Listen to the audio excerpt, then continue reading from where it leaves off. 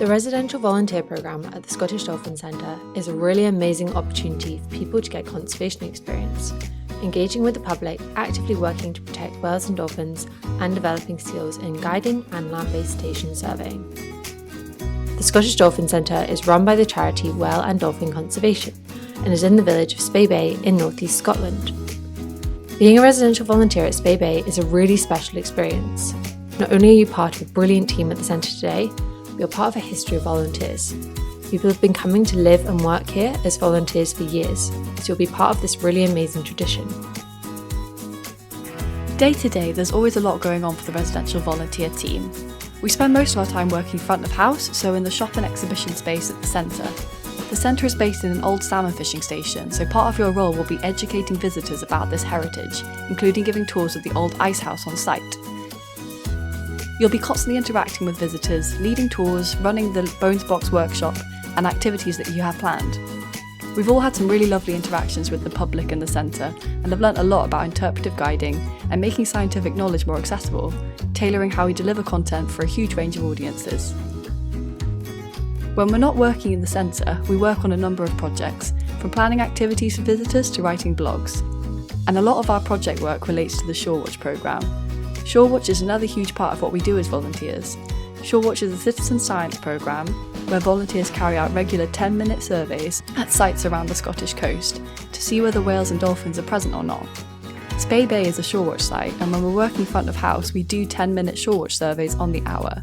Behind the scenes, we input data from all the other volunteers around Scotland. When we're really lucky, we get to join the Shorewatch coordinator, Katie, on trips to our various Shorewatch sites. We get out and about when we're supporting on the education programme too.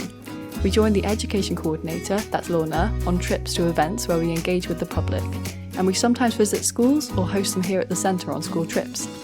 When children visit the centre, we lead them through a number of activities, from beach cleans to nature walks, and try to get across whale and dolphin conservation's key messages in a fun and engaging way. There is tons of support for the volunteers from everyone at the centre. It is the loveliest team to work with, and there's always someone to chat to. And we'll have regular one-to-ones with volunteer coordinator Kath, just to catch up on everything and check in. When we're not working, there's tons to see and do around Spey Bay and Moray. The volunteer house sits just beside the centre itself, so your commute isn't far at all. The house is nice and cosy, and we've got a great kitchen space where we can all cook and eat together.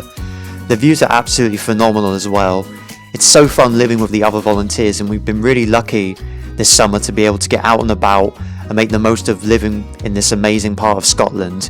Rain or shine, Spey Bay is an amazing place to live. The range of weather you'll see here is pretty extraordinary.